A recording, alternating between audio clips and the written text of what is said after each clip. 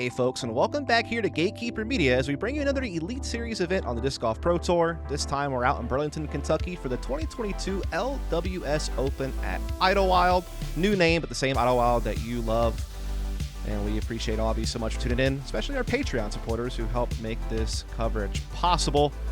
Bringing in the commentary is myself, Dustin Mouret, and once again joined by Nathan Queen. How's it going, sir? Doing good. Happy to be out here at Idlewild, one of my favorite stops on tour, and seems to be one of the touring players' favorite stops as well. Absolutely. A beautiful course that has a lot of technical holes that really challenge our players, as well as a couple of open shots to give you a little bit of variety as we kind of take a look at how the standings are sitting so far this season. Calvin Heimberg top of the charts, Ricky Wysocki not too far behind. Gannon Burr obviously having a breakout year after being the Rookie of the Year last year, and a couple other familiar faces there near the top as we take a look at Brad Schick, our veteran, to take a look at his bag. Yeah, a local player. He's been around a while, so throwing a lot of the Surge and Avenger SS type shots. He's got his buzzes like most Discraft players and putts with the APX. Definitely unique putting the APX. Take a look at Mason Ford, of course, with DD this year. Putts with the EMAC Judge. Going to throw the Verdict for some mid-ranges. Loves the getaways as his main fairway driver, as well as maybe a Maverick for some flippier shots, and then has some enforcing defenders when he needs some distance. And moving into Raven Newsom's bag, a player out of North Carolina, his first stop back. He throws a lot of theories and reactors for his mid-ranges, going with the volts and the photons a lot for his more of his drives. Of course, he's got the Envy. Of course, you can't not have one. We got Ty Love also playing for DD. Putts with the Swan, too, a little bit different. Also likes to throw the Gatekeeper and Verdict for some mids. You'll see some getaways, felons, enforcers, and some rives for more of his distant shots as we step into hole number one. Yeah, hole one, a small change this year. They've added some OB on the right side. It is across the bottom of the ditch, so if you hit some trees and roll down, it's still possible to stay in bounds. 638-foot par 4. Definitely an eagle chance for some of the bigger arms as it plays a little bit downhill. And Brad Schick leading things off here. Has been playing sanctioned events in the PDGA since 1992. Been playing MPO since 1995 and has 166 career MPO wins.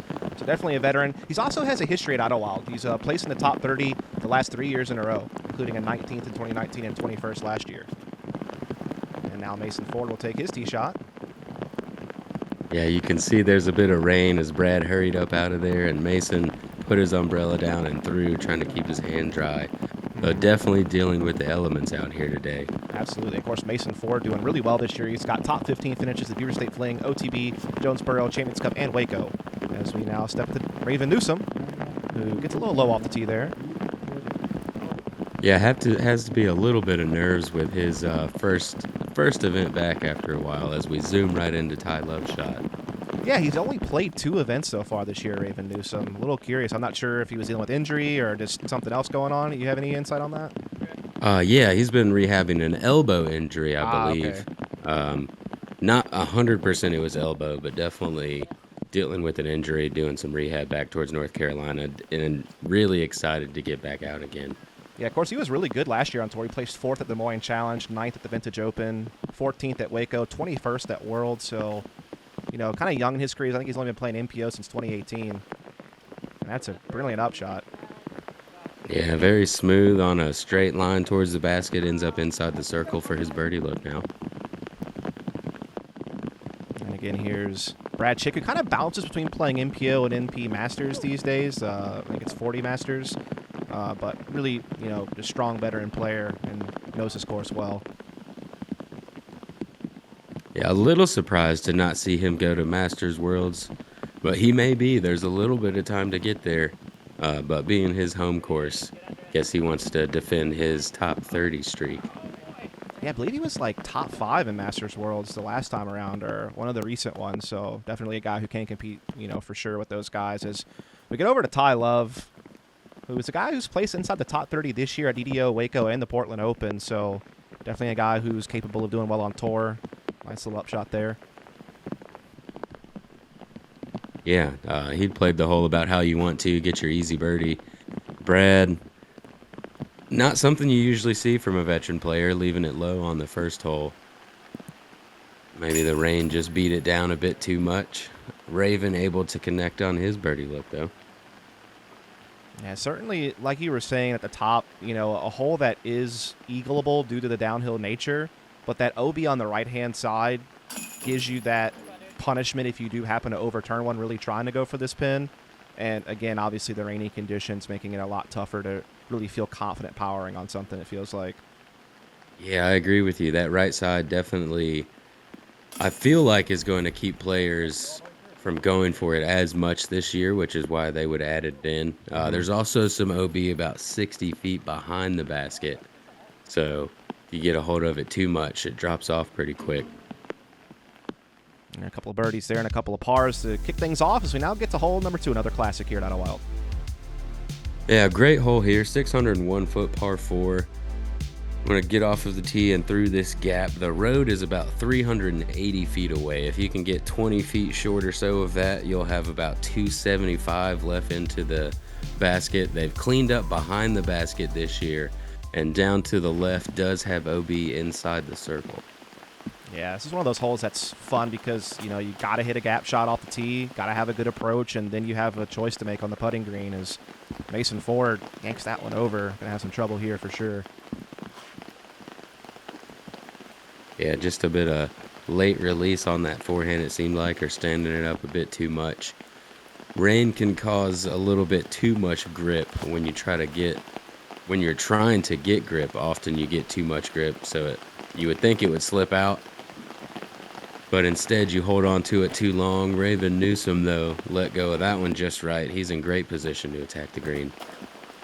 And Brad Schick trying to missile the forehand, and he gets it right through the middle and skips it up just below the hill. Yeah, kind of a tricky stance there. Throwing uphill right there to cross the pond, it gives you a difficult angle. We'll see what he comes up with, but a nice looking forehand out of tie right here. Absolutely. I feel like that's prime real estate for him. Definitely so. Meanwhile, Mason Ford is going to have to put his scramble game into play immediately here to kick things off. Yeah, and smart play right here. He's just pitching out, trying to get as close to that road. Oh. Still really rough footing here to try to approach the green. Yeah, I'm not sure what happened. It didn't really look like he threw his disc over there. But important shot here. Oh, no. I thought that tree actually would have saved him, but it still rolled to the water. Yeah, and he's going to be putting for a bogey now from edge of circle, if not in the circle. Brad Schick gets himself a very scary look. He's just outside the circle, but definitely looking down at that water behind his putt. Exactly. That's the thing. If you're not within 20, 25 feet, going for the putt's so tough when you're on this upside of the hill, and Raven actually comes up a good bit short on his second shot. Yeah, definitely left that one too low out of the hand. Ty looking to play a bit on the safer side over to the right, but still catches some branches.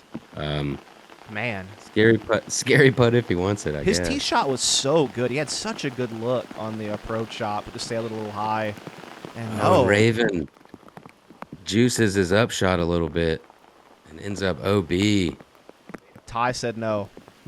He doesn't want anything to do with this. Yeah, in these even in prime weather conditions, running that putt is really tough to do, especially this early in the tournament. Mason, though, really well done. What a bogey putt from Mason Ford there. Uphill. Let's go ahead and rewind that. That's a great way to salvage a tough situation. Limit the damage on the scorecard after a couple of rough shots and just take the 5. Not too shabby considering what he had to deal with. Brad looks to want it a little bit, but his brain wouldn't let him want it enough. He's going to end up with a par. Yeah, it's one of those ones where it's like, I'm going for it. No, I'm not. Like, right as you're letting go of the disc and hits the koozie. Luckily lays down, though. Easy par from there. Raven now with a similar bogey look to Mason. Oh, boy. Okay. Oh, yeah, nice little curl there. Should be close enough to now capitalize for a double bogey, but still a bit of a tester. Absolutely. Another risk of rollaway if he hits low and short. and actually sails it under it. That's going to be a big number early here. This weather is causing some havoc on release points so far, it seems like. We're on hole 2, and we've already seen 2 umbrella throws. Yeah, that's always tough. I mean, this course is difficult enough. You throw in these weather conditions, and all of a sudden, the scoring ceiling really drops. As we head into a brand new hole here for Idlewild on hole number 3. Yeah, they've switched it up for a few holes this year. Rather than going straight down to the left there, you've got this gap the drone's flying through. If you can get 350 feet, ideally 400 off of the tee, you're going to be in position to throw over top of those reeds there and get up to this basket that's on a sloped green. If you get a great tee shot off, you could probably have 250 to 280.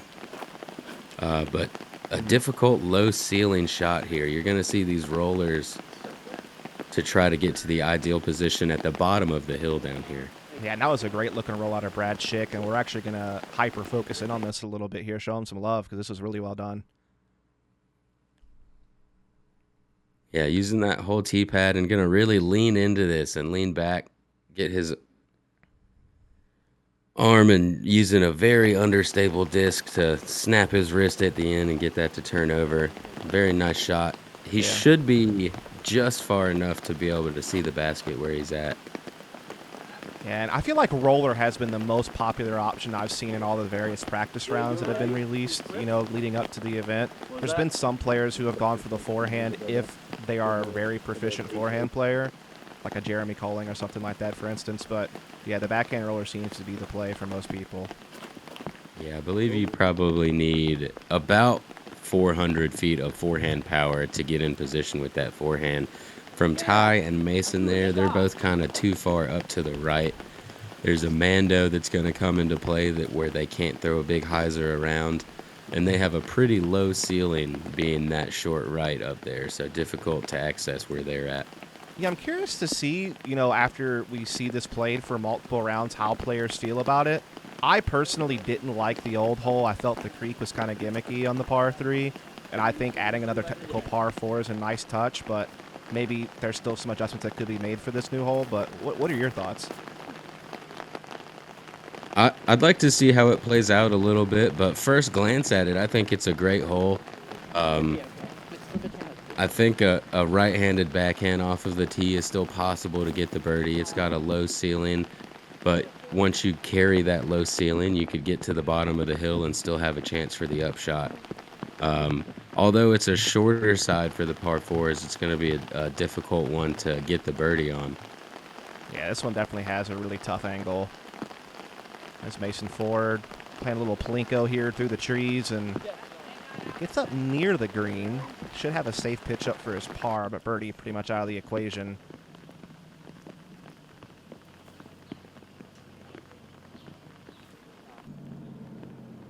I don't know did Brad throw OB over there? I may have missed that. No, that was just his upshot to try to save par.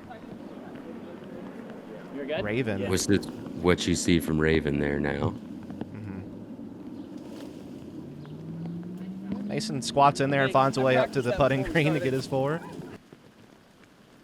Yeah, I'm surprised with all the rain that we still saw roller from everybody.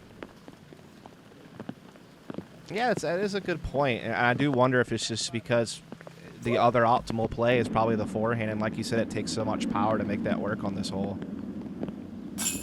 I think sometimes players get a little scared to throw their backhands. I'd like to see some players go for the backhand more often in situations like this, especially when it's so rainy. Right.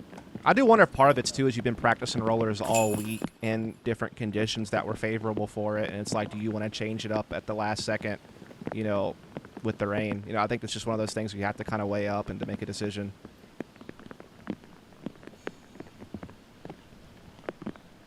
For now, it looks like we're going to see 4 pars here. The first time we see new hole 3 out here at Idlewild, and we'll be right back after a short break.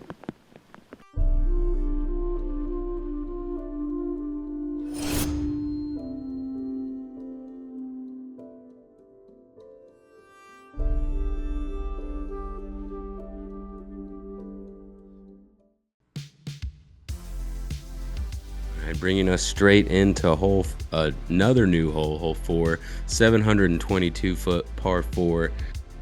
It's about 380 feet to the gap that you saw right there. Excuse me. So if you can get to that, you'll have a decent shot looking towards the basket. 480 feet. I don't know if I said 380 or You not. did say 380, but it's all good. Okay, yeah. It's about. I was a little curious, but we brought it back around. And yeah, there we go. The other thing I've noticed as well in this new hole is playing to the right is way better than fading out left, because the biggest gap is kind of more towards the right-hand side of that mouth to the next water carry. And so I feel like the mistake that will happen sometimes is maybe a shot gets overturned a little bit. But, yeah, you can kind of see that one did as well. Got caught up in the trees. Yeah, it is the mistake to make over to the right. Like you said, I'm not sure there's really a specific gap through this second part, but the more open side is on the right side. And if you do fade out too much, the OB line on the left comes up a little quickly. Yeah. And this is wild because, and correct me if I'm wrong, I don't know of another course on tour where it's just 4 back-to-back par 4s to kick off your round. Yeah, I'd have to do some digging to find out, but it is definitely not to start your round, I would say. That's get your threes to start. Yeah.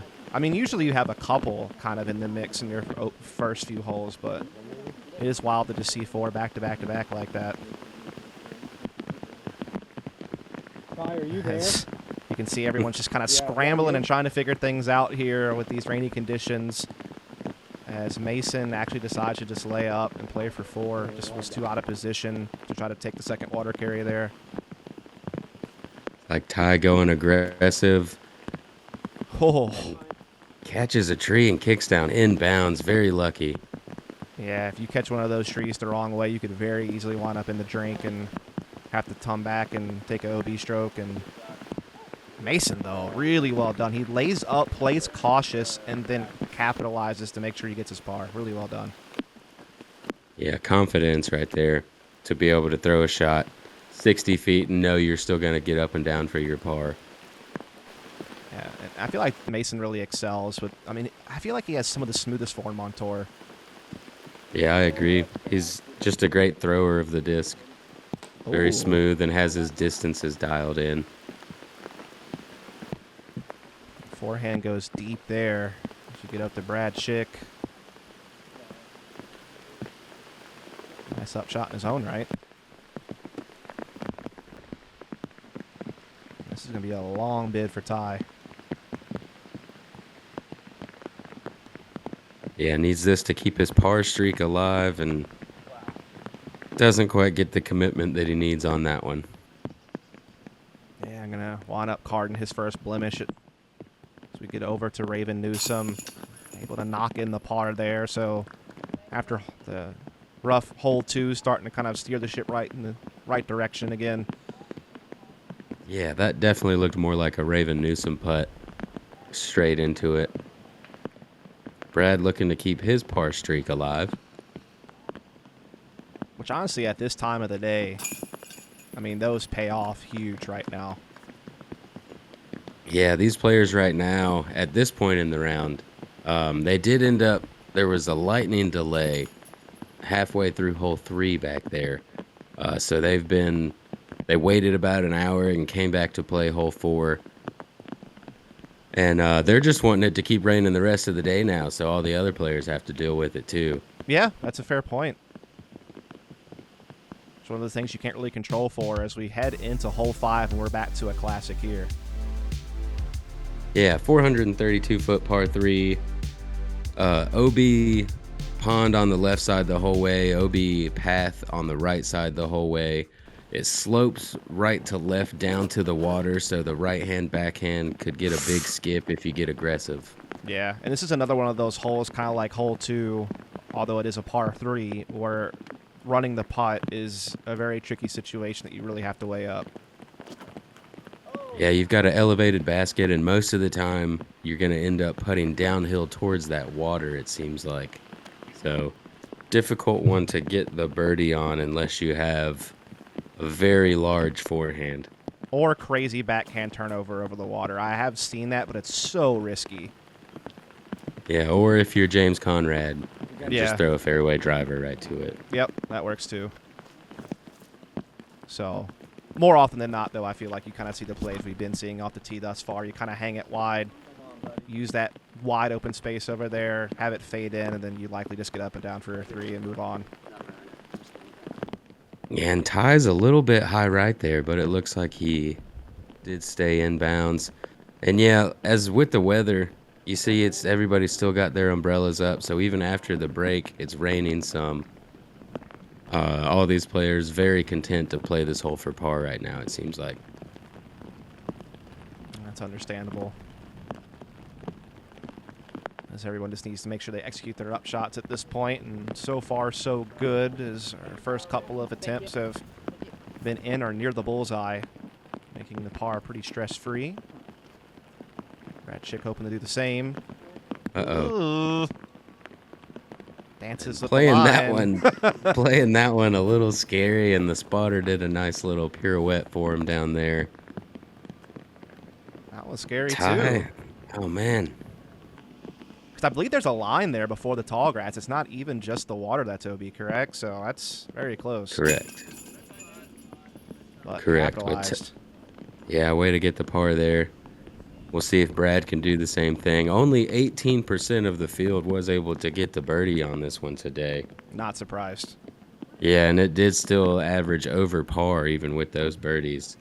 So Also not surprised. yeah. Yeah, even with the rain, our card right now looking to gain a little bit on the field. Absolutely. It's another one of those holes where grabbing par feels pretty good. Feels like you've done your job. As Brad will capitalize as well.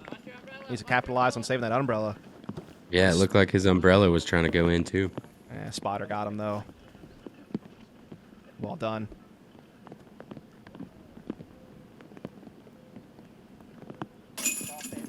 Easy tap Mason able to tap in his par.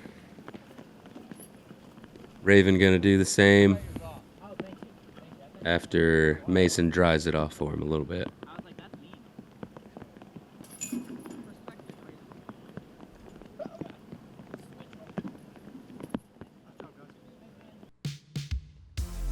So after one par 3, we move to hole 6 to our 5th par 4, 555 feet. You want to get a forehand ideally off of the tee. Backhand roller works as well to around this tree, which is 415 feet off of the tee. You get to there, you have about 150 feet left, but the distance isn't the issue. It's all these scattered trees you have to get through before you get to this peninsula green. Mm-hmm. Yeah, it's the trademark little small creeks you see featured on, I think, 3 or 4 of the holes out here at Idlewild that you have to kind of think about. That's a great forehand from Brad. Yeah, ideal position there. A little bit back behind that tree. He'll have options whether he wants to go around those trees or straight through them. His forehand kind of drifted on Mason a little bit. And gets a nice kick down, I think. About to find out here. Spotter gets in the Inbound. green. Yeah, where he's at right there is OB down there on the left side. Right. Or just to the left of where he's at. And Raven might find it. Yeah.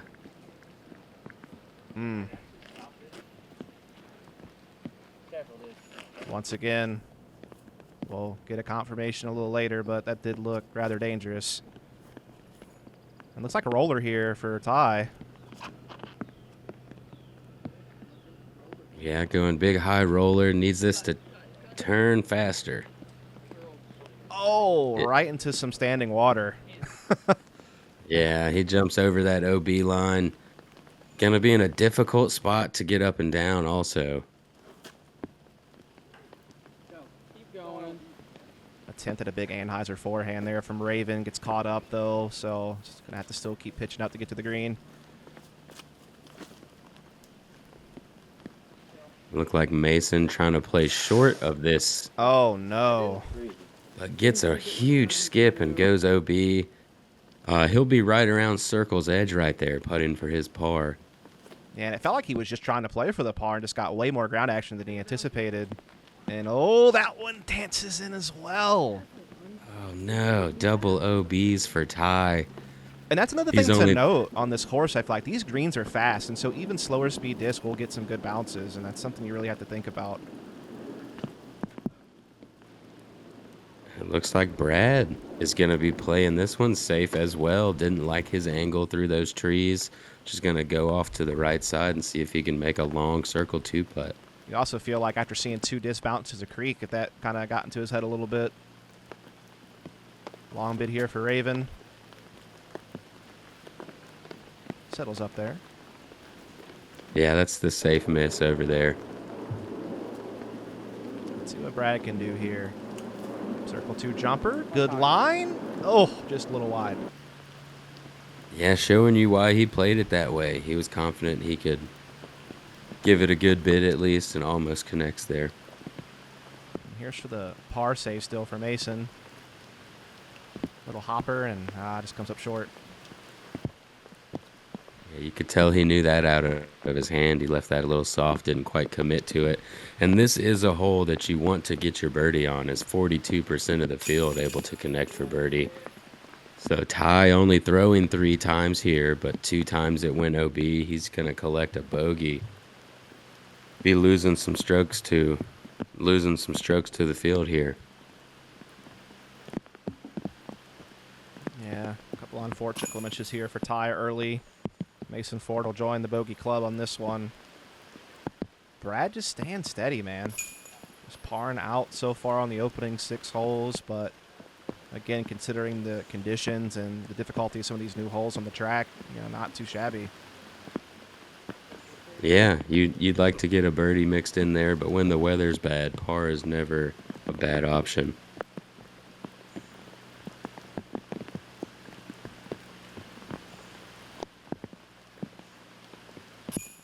Raven will take his bogey as well. We'll be back after a short break to finish the front 9. If disc golf is your game, make Gotta Go, Gotta Throw your disc golf warehouse.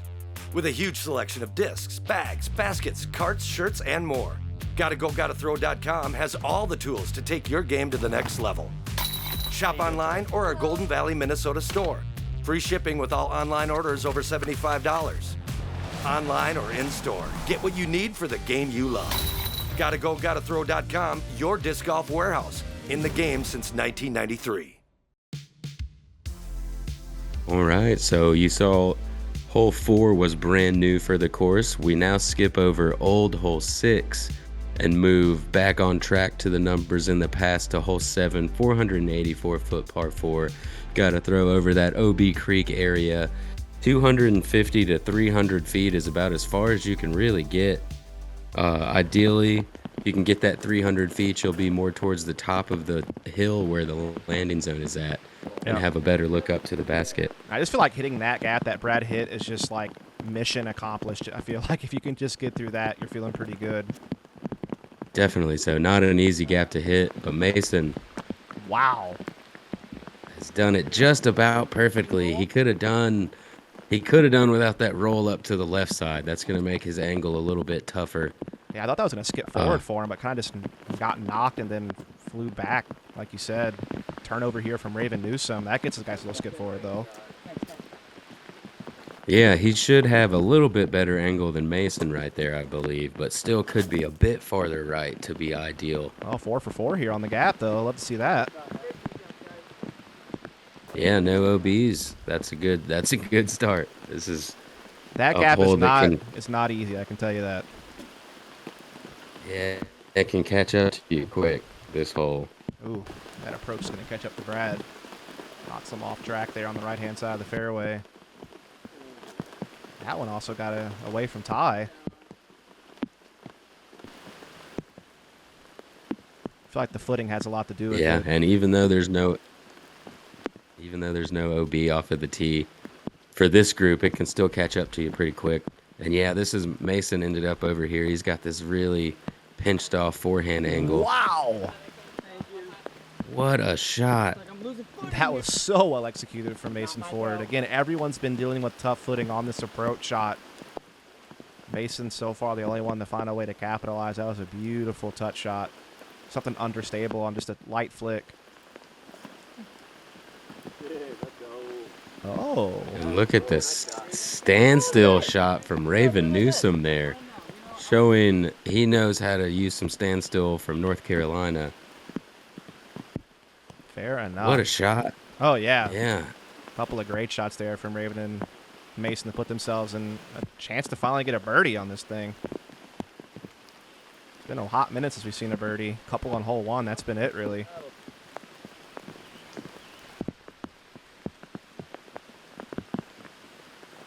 And Brad giving it a run still. Outside circle two there, it looked like. Almost. Here's Mason just outside, yeah.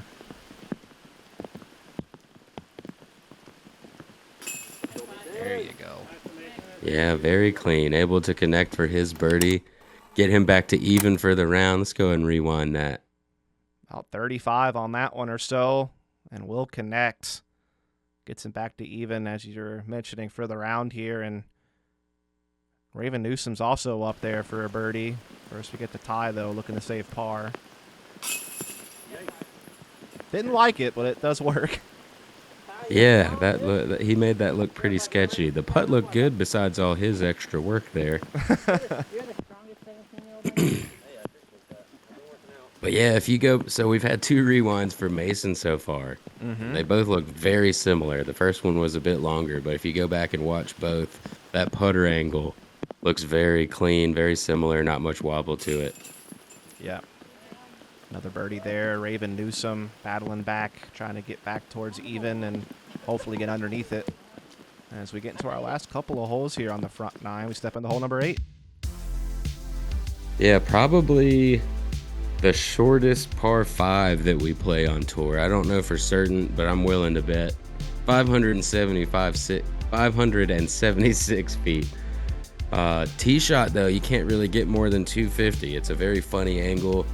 Works out best for a little flex forehand shot. It's possible to get an eagle on this hole if you get your tee shot up there far enough. Yep.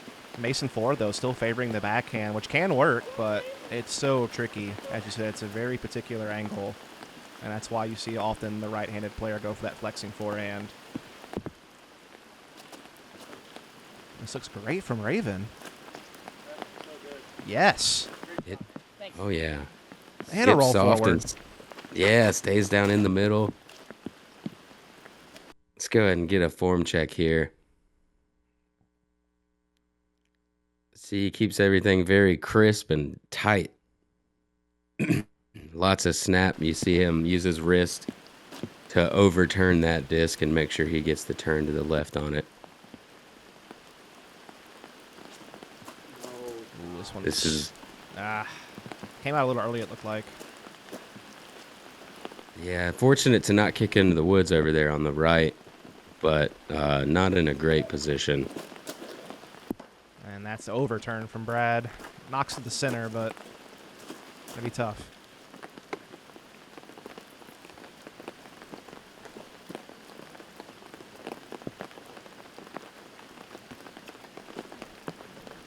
Able to get a little bit of distance out there, but he's over on the left side a bit too far. Not going to have a clean look down the secondary fairway there. Up in here's Ty. Does get through the gap here with this forehand, but comes up a little bit shorter of what he was looking for, but at least in a good position. Yeah, that was a nice little tree kick out. He'll have an open swing, and it's actually reachable from there. You have to throw a very good shot, but still has a small chance for a birdie now. Yep, good up there from Mason Ford. Again, he's just playing his position plays, and they're coming up nice. Here's Raven looking to try to get up and down for eagle, I believe. Oh, and if he just had a bit more stability on that disc, it could have came back out and had the opportunity. Absolutely. But turned it over a bit too much. Yeah. He's still just outside circle, too. I'm not sure how deep in the woods he is. Maybe he still has a slight chance, but likely should at least get up and down for birdie. And speaking of get up and down for birdie, look at this shot. Oh, no, the last one. Yeah, that was looking clean. Mason not quite as far off to the left. Did you see that little wrist pop? Oh, yeah. Catches just a bit inside. That was looking pretty. Brad making his way up there. See what Mason Ford here can do. This is still for birdie, I believe, if he gets this putt just right. That's a very tricky one.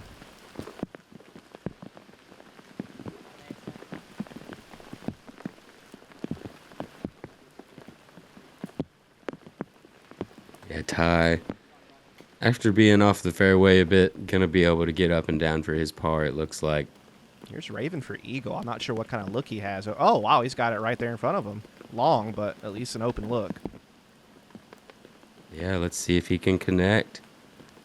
Just And high. he gave it the chance and may have given it too much of a chance. Oh, no. He saw the look on his face, too. Man, he knew that he might have put himself in this spot. Yeah, it drops off quick right there and almost being the showman that he is, he's gonna He let showed you you know his how he's emotions. feeling Yeah. about it. Yeah. There's no grayness there. You're getting the black and white of that. You're gonna see The old Mason put that eagle. on par. Yeah, the old eagle to par. What do we call that? I'm not sure what you call that one. I know there's Berdogies. You know, those are pretty popular. Yeah, that's something you'll see more often, I think. But the eagle to par. An Earl? I don't know. Shout out to all the Earls out there. You made it, Earl. And you made it. So we get to the final hole. Speaking of making it, we've got a nice little ace hole here. 258-foot par 3. Downhill to the right. The gap seems to get wider and wider every year, or at least look that way. When everything else looks so tight, you get to this hole and you feel like it's a little more open for you. Yeah, just a little bit less green in the fairway than there used to be, but there is still opportunities to go find that green. Mason's over there on the left side, going to be dealing with a lot of it. Yeah. And like you said, an aceable hole, we've seen Dickerson do it. We've seen Conrad do it. There's been a couple of others out there, I'm sure. Those are the two that come to mind, though. Great shot from Raven in the circle.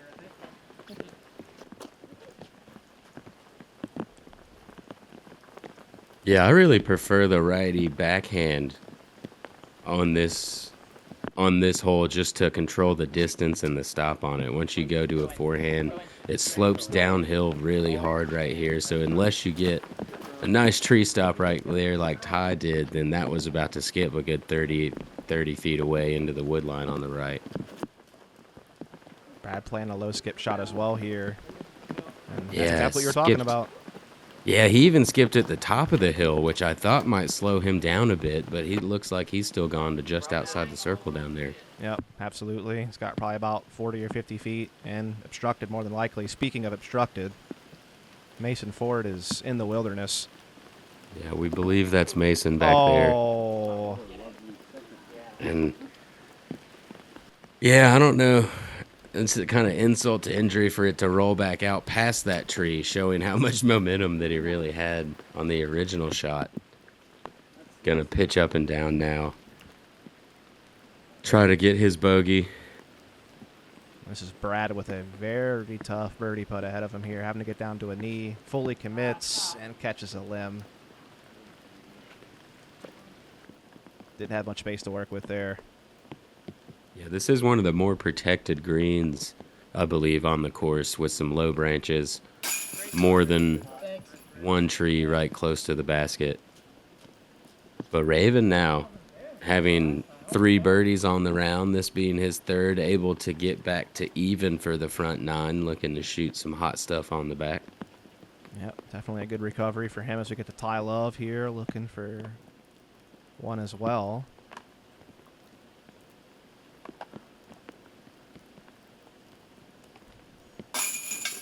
There you go. Very well done.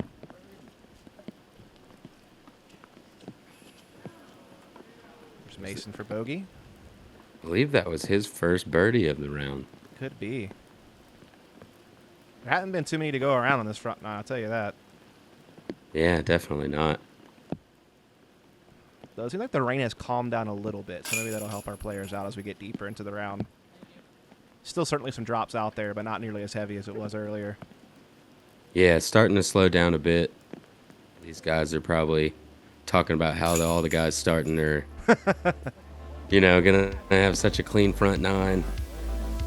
They had to deal with quite a bit of stuff that it's just unfortunate. That's what tee time you got. Yeah, as we take a look right now, 1 over for the bulk of the card, but Raven Newsom is at even as we round out our front nine. Kind of take a look at where things were at this point in the day. 3 under was the highest score. Adam Hammis there with Evan Smith, and so just getting under par really kind of put you north the top of the leaderboard. And that's really going to wrap it up here for our front nine. Again, thanks for tuning in. Big thanks to our Patreon supporters who help make all this coverage possible, and we hope that you'll follow and subscribe so you can catch the back nine. And we're bringing you coverage of LWS Open all weekend long, so be sure to check all that out. Again, I'm Dustin Mouret, and with me has been Nathan Queen. And Nathan, great working with you, dude. Yeah, appreciate you guys having me, and we'll see you guys out there for the back nine.